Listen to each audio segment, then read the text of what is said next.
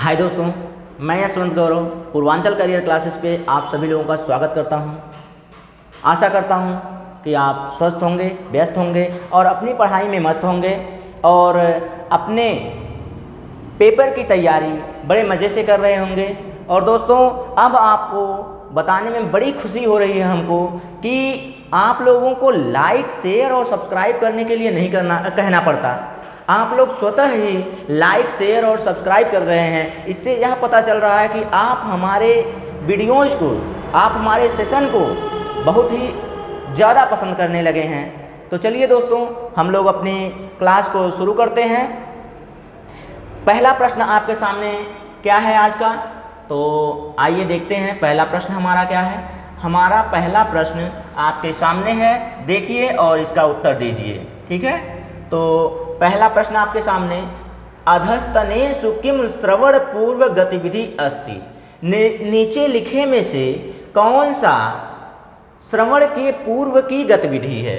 श्रवण के पूर्व की गतिविधि है, कौन सा इसमें से है श्रवण के पूर्व की गतिविधि? तो आइए देखते हैं कौन से श्रवण के पूर्व की गतिविधि है। तो आइए चलिए चलते हैं अपने प्रश्न पर। तो आप लोग, आशा करते हैं कि आप लोग कमेंट में उत्तर भी दे रहे होंगे।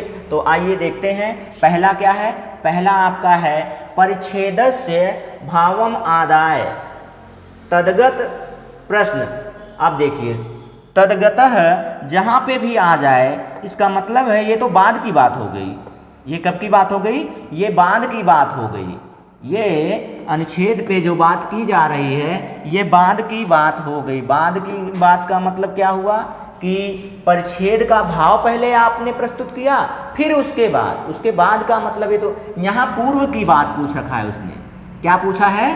पूर्व की बात पूछा है। और यहाँ पे तद्गत उसके बाद की बात हो रही है, उसके बाद आप प्रश्न पूछ रहे हैं। इसका मतलब है कि यह उत्तर आपका नहीं होगा। ठीक है,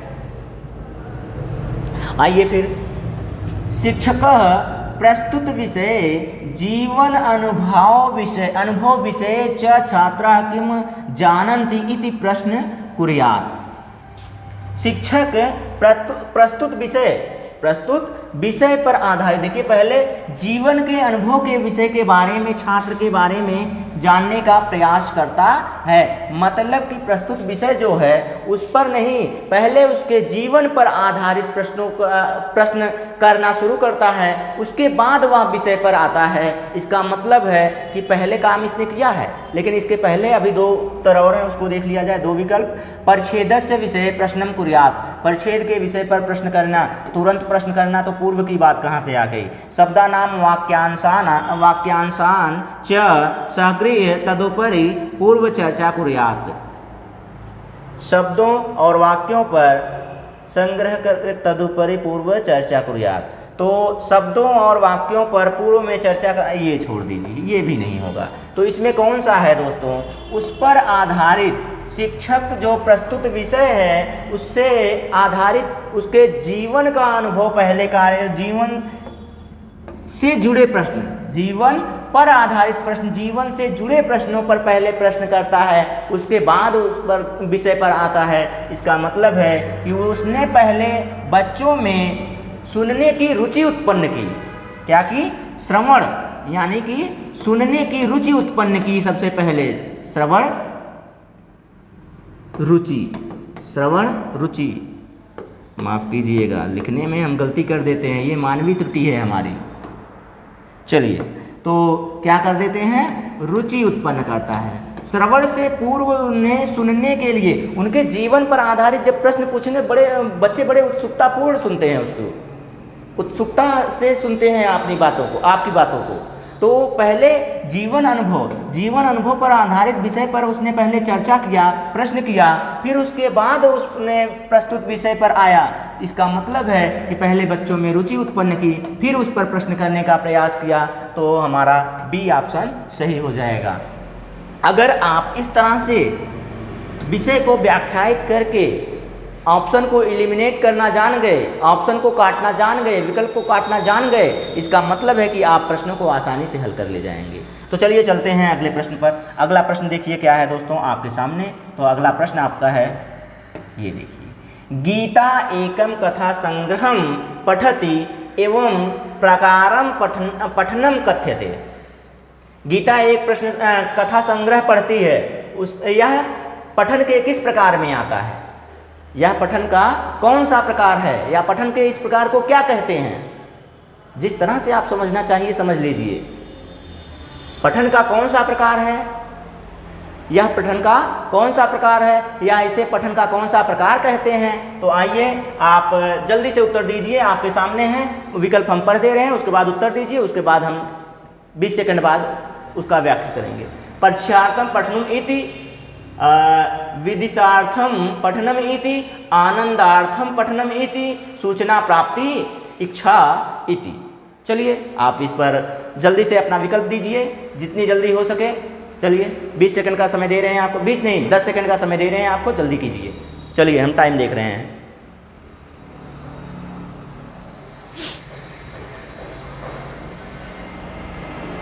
तो दोस्तों जब तक आप दे रहे हैं तब तक हम आपको एक कोट्स बता दे रहे हैं। दोस्तों कठिन परिस्थितियों में संघर्ष करने पर एक बहुमूल्य गुण का विकास होता है, जिसका नाम होता है आत्मबल। यदि आप में आत्मबल है तो आप किसी भी कार्य को कर सकते हैं। तो दोस्तों क्या होता है, कठिन परिस्थितियों में संघर्ष करने पर एक बहुमूल्य गुण का विकास होता है, जिसका नाम क्या है, आत्मबल।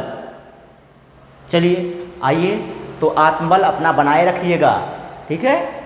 तो इसमें कौन सा सही होगा, परीक्षार्थम, परीक्षा के लिए पढ़ना, विदिशार्थम, तो इसमें से सीधा सीधा सब काट दीजिए। इसमें से तो सीधे सीधे आपके सामने समझ में आ जाना चाहिए कि हम लोग कहानी किसके लिए पढ़ते हैं, रुचि के लिए पढ़ते हैं, आनंद के लिए पढ़ते हैं। किसके लिए पढ़ते हैं, आनंद के लिए पढ़ते हैं, रुचि व आनंद के लिए पढ़ते हैं। कौन, तो कहानी पाठ हम किस लिए करते हैं, तो कहानी का संग्रह पढ़ते हैं, कहानी पाठ पढ़ते हैं, आनंद के लिए पढ़ते हैं, आनंदाभूति के लिए पढ़ते हैं, आनंद की अनुभूति के लिए पढ़ते हैं, रुचि के लिए पढ़ते हैं, अभिरुचि के लिए पढ़ते हैं। जैसे शब्दों को आप इस्तेमाल करना चाहें कर सकते हैं। तो चलिए आगे चलते हैं दोस्तों अगले प्रश्न पर। तो अगला प्रश्न क्या है हमारा, तीसरा प्रश्न है। तो तीसरा प्रश्न क्या है, रचनात्मक कक्षायाम कवितायाः पाठन समय शिक्षका।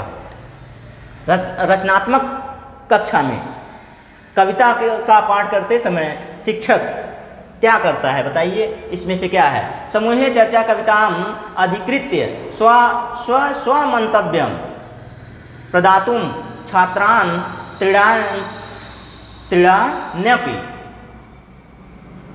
त्रिण्यपि तृष्णादीनि निर्दिशत। तो दोस्तों अब आपको चारों ऑप्शन ये बताइए।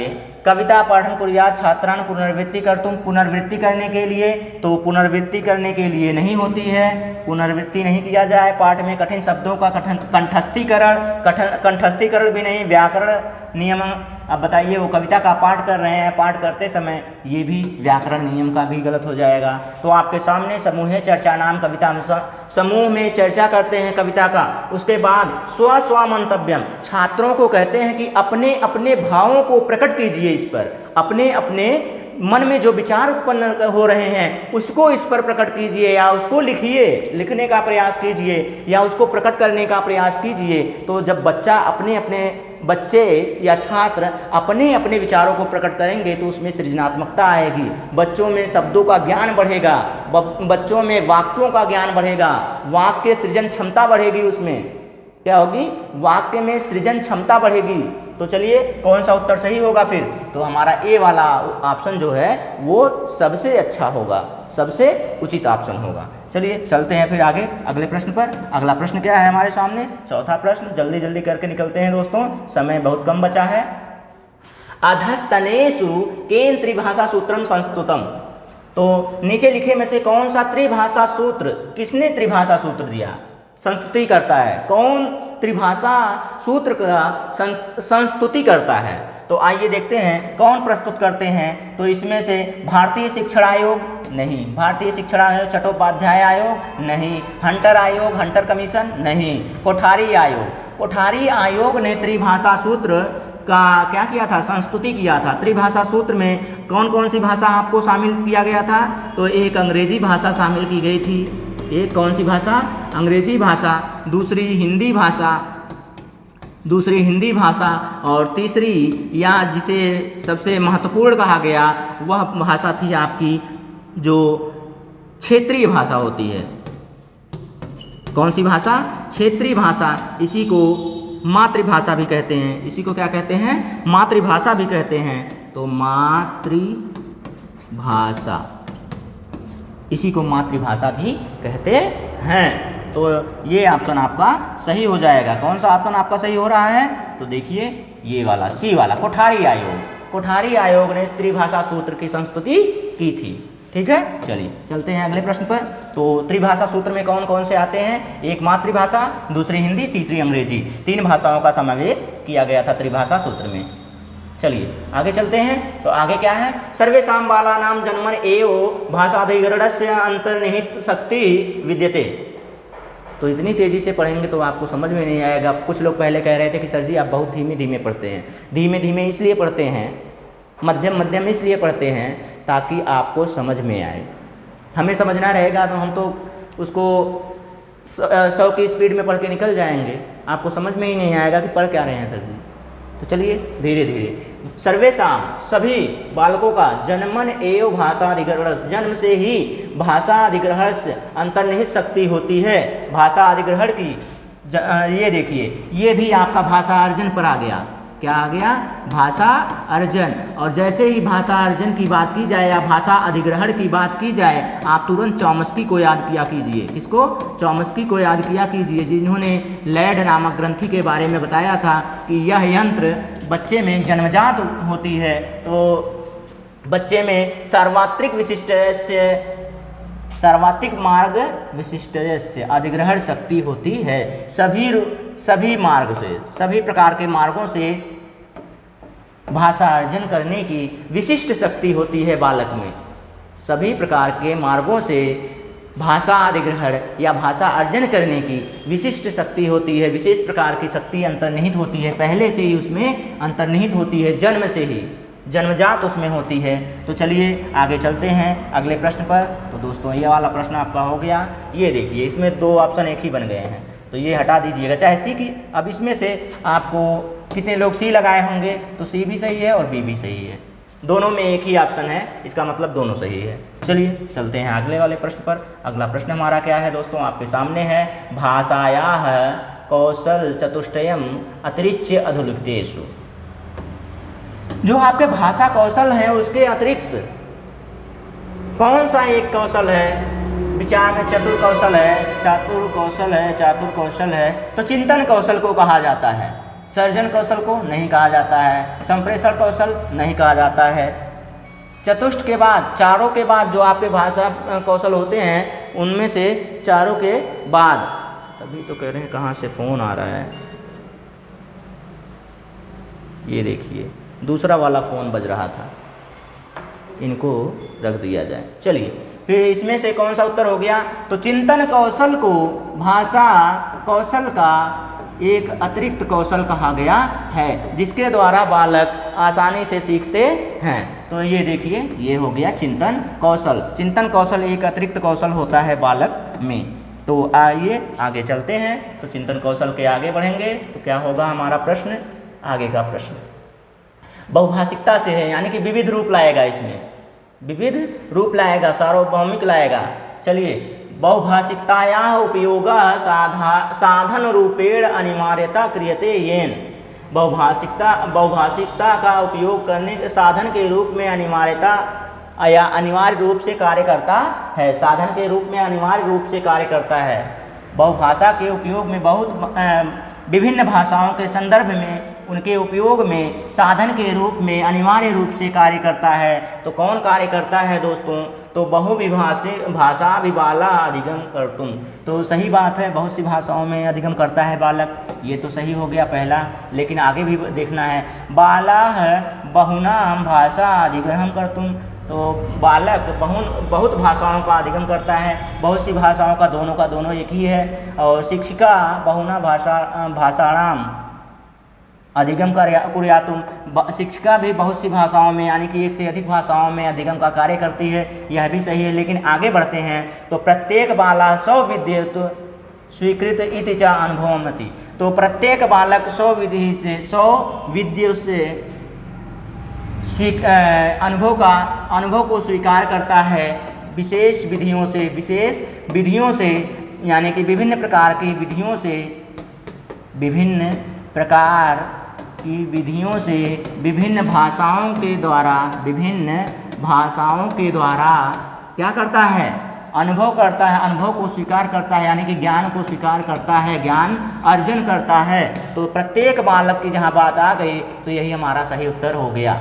चलिए आगे चलते हैं अगले प्रश्न पर। तो अगला प्रश्न क्या है दोस्तों, अगला प्रश्न आपके सामने उत्पादक कौशलम अस्ति। उत्पादक कौशलम अस्ति, मैंने बार बार आपको बताया है कि उत्पादन कौशल ये बार बार आता भी है दोस्तों। तो संभाषण एवं लेखन कौशल, संभाषण एवं यानी कि वाचन एवं लेखन कौशल ये उत्पादक कौशल कहे जाते हैं। शुरुआत में बच्चे में शुरुआती कौशल कहे जाते, उत्पादन का मतलब क्या हुआ, शुरुआती कौशल कहे जाते हैं, शुरुआती कौशल कहे जाते हैं। और शुरुआती कौशल के साथ साथ इसी को हम लोग क्या कहते हैं, आधार कौशल भी कहते हैं, आधार कौशल भी कहते हैं उत्पादक कौशल के साथ साथ। ठीक है, तो ये हो गया आपका कौन सा उत्तर हो गया इसमें, तो आपका पहला ही उत्तर हो गया। चलिए आगे बढ़ते हैं अगले प्रश्न पर। तो अगला प्रश्न क्या है आपके सामने, आइए देखते हैं। ये देखिए 9वां प्रश्न, क्या है 9वां प्रश्न, इसको थोड़ा छोटा कर दें, हाँ देख लीजिए। तो देखिए कौन सा उत्तर होगा इसमें, पढ़िए उत्तर दीजिए इसका। तो क्या उत्तर होगा, तृतीय कक्षाया शिक्षिका, बार बार शिक्षिका आ रही हैं, क्या बात है, मैडम जी आज आ रही हैं, आज शिक्षक जी नहीं आ रहे हैं। तृतीय कक्षाया शिक्षिका प्रत्येक शब्द से शुद्ध उच्चारण ध्यानम ददाति, शुद्ध उच्चारण का में ध्यान दे रही हैं। प्रत्येक कक्षा में जो शिक्षिका हैं तृतीय कक्षा में, तीसरी कक्षा में शिक्षिका जो हैं प्रत्येक शब्दों के शुद्ध उच्चारण पर ध्यान दे रही हैं। विकसितुम इच्छित, वह किसके विकास की बात कर रही हैं, तो अर्धबोध की बात कर रही हैं, संशक्ति की बात कर रही हैं, शुद्धताम की बात कर रही हैं, धारा प्रवाहिता की बात कर रही हैं। तो इसमें से शुद्ध उच्चारण यहाँ तो उत्तर ही दे दिया है, किस पर ध्यान दे रही हैं, शुद्धता पर ध्यान दे रही हैं, बच्चों के शाब्दिक शुद्धता पर, बच्चों के उच्चारण में शब्दों की शुद्धता पर ध्यान केंद्रित कर रही हैं, ध्यान दे रही हैं। कौन, मैडम जी हमारी, अरे हमारी मैडम जी नहीं, वो छात्रों की मैडम जी, तो हमारी मैडम जी अभी आई ही नहीं है। चलिए चलते हैं अगले प्रश्न पर। तो अगला प्रश्न क्या है, प्रश्न नंबर 10वां क्या है, तो यहाँ देखिए शिक्षिका, फिर मैडम जी आ गई। आइए चलते हैं अगले प्रश्न पर। तो अगले प्रश्न पर क्या आ गई, फिर से मैडम जी आ जा रही हैं, बार बार मैडम जी आ रही हैं। चलिए, शिक्षिका स्वकक्षाया बालान युगलेषु विभजित, जो छात्र मैडम जी हैं वह बच्चों को क्या कर रही हैं, अपनी कक्षा में जोड़ों में विभाजित कर दे रही हैं। तान युगलान स्वपुस्तकानाम विनिमयन, वह अपनी पुस्तकों को बार बार क्या कर रही हैं, बार बार पुस्तकों को अदला बदली करवा रही हैं। ठीक है, विनिमयम आदान प्रदान करवा रही हैं। फिर उसके बाद संशोधन कर्तुम सूचयति, और संशोधन करने के लिए निर्देश दे रही हैं, उसके अनुसार पर संशोधन करने के लिए निर्देश दे रही हैं। एक ही कक्षा में जोड़ा बनाई हैं और एक ही कक्षा में बात कर रही हैं, तो वहाँ पे समकक्षीय मूल्यांकन हो गया। वहाँ पर क्या हो गया, समकक्षी मूल्यांकन की बात हो गई, सामूहिक की बात है नहीं, युगल संशोधन कर रहे हैं, लेकिन संशोधन करने की बात कर रही हैं बालकों में। स्वयं मूल्यांकन की बात है नहीं, यहाँ पे जोड़े हैं। चलिए चलते हैं अगले प्रश्न पर। तो अगला प्रश्न क्या है, अगला प्रश्न क्या है दोस्तों, तो अगला प्रश्न आपके सामने है 11वां प्रश्न। 11वें प्रश्न पर क्या है, तो आइए देखते हैं। अधोलिखितेषु कस्मिन् कार्ये सूक्ष्म पेशीय कौशल या सूक्ष्म मोटर, ये देखिए fine motor skill, fine motor skill की बात आ जाए, तुरंत लेखन की बात कर दीजिएगा, तुरंत लेखन की बात कीजिएगा आप।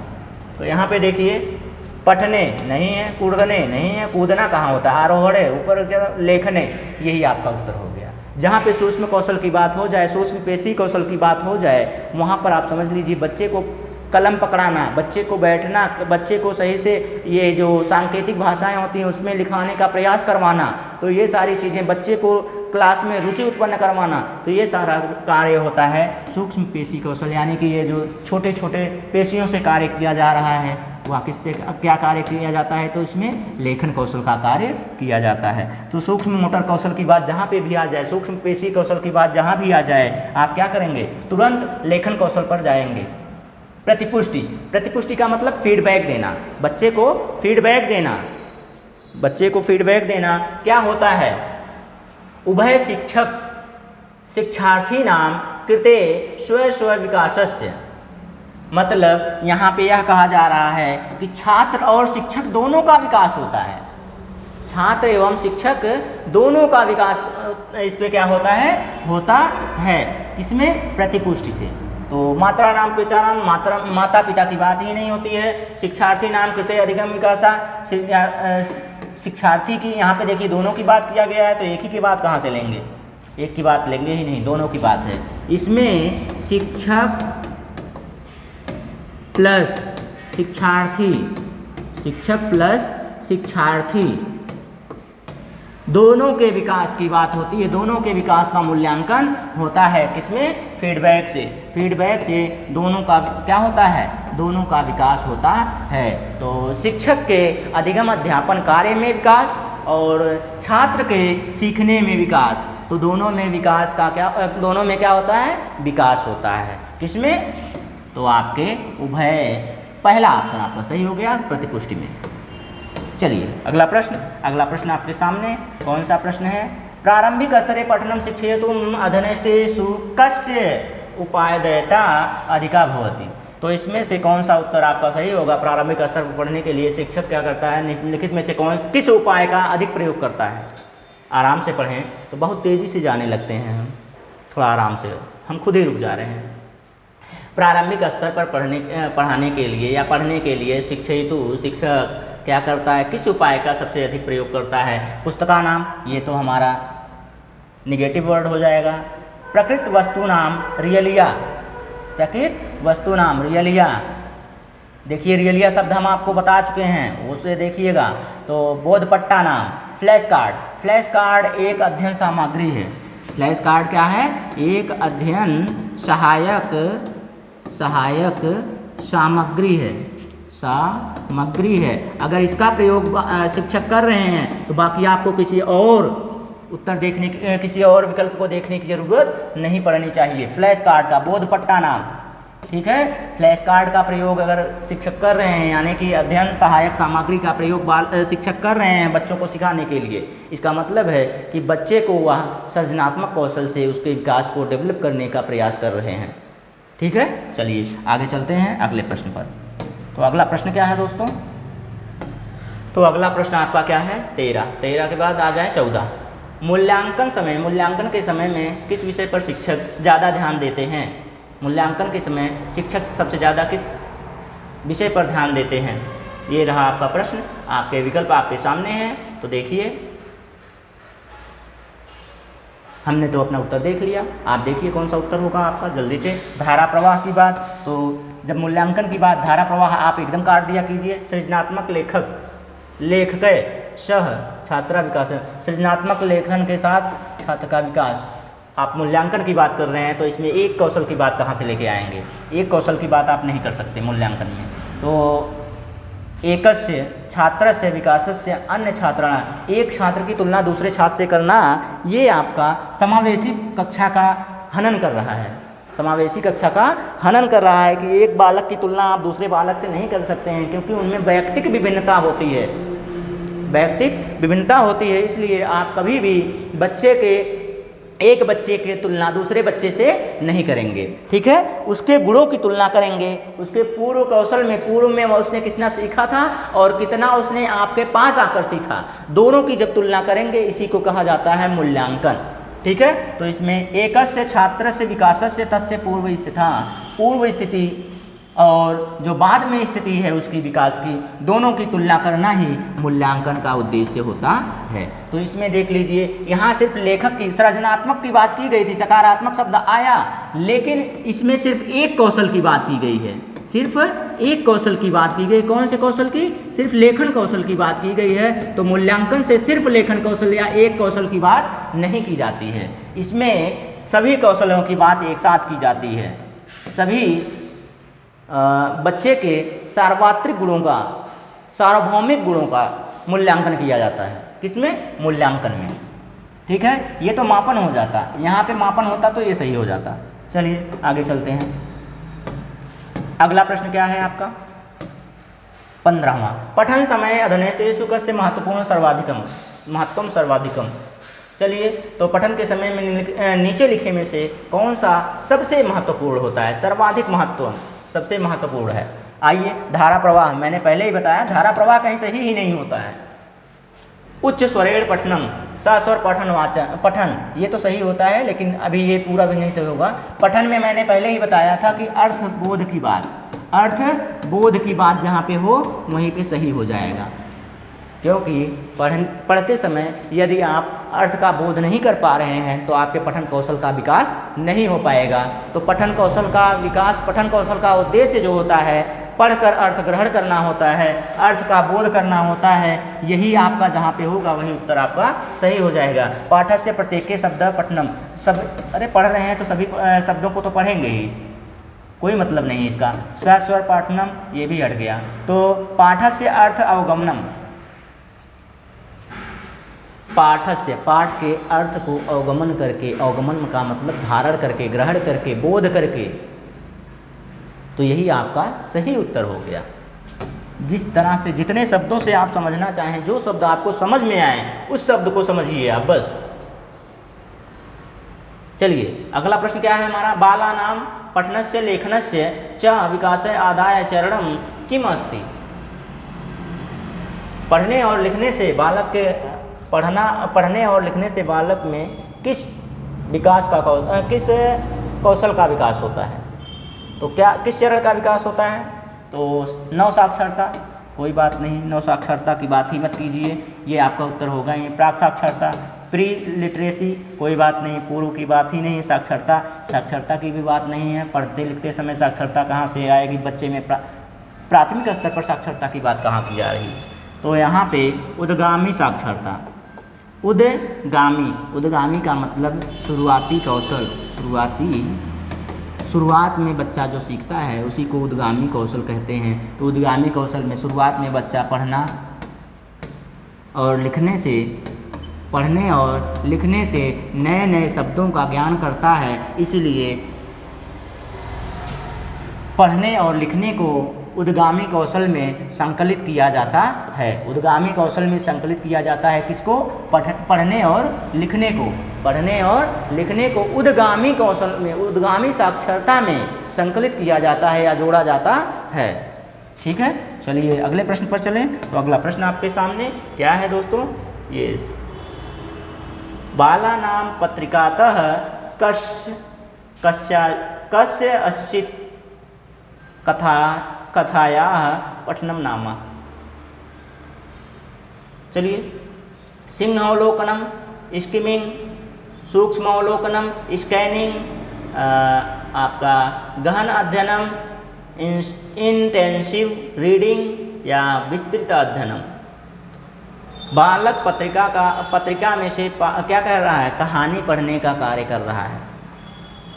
बालक क्या कर रहे हैं? पत्रिका से कोई पत्रिका में कहानी पढ़ रहे हैं। कोई पत्रिका में क्या पढ़ रहे हैं? कहानी, कथाया पठनम नामा।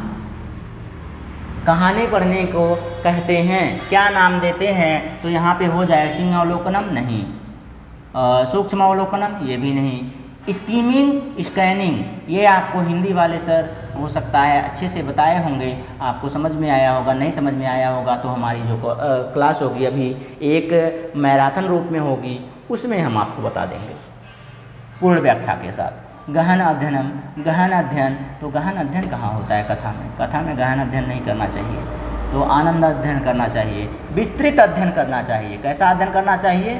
विस्तृत अध्ययनम, विस्तृत अध्ययनम, विस्तार पूर्वक अध्ययन, विस्तार पूर्वक अध्ययन। ठीक है, तो विस्तृत अध्ययन करना चाहिए और कथा का अध्ययन करने में बच्चों को क्या होती है, आनंद अनुभूति होती है, आनंदानुभूति होती है। किसको? बच्चों को। ठीक है, आनंदानुभूति होती है बच्चों में। ठीक है, चलिए चलते हैं अगले प्रश्न पर। तो अगला प्रश्न क्या होगा दोस्तों आपका? अगला प्रश्न है ही नहीं आपका, और यहीं पर हम आपसे विदा चाहेंगे दोस्तों। और आज के लिए बस इतना ही। धन्यवाद।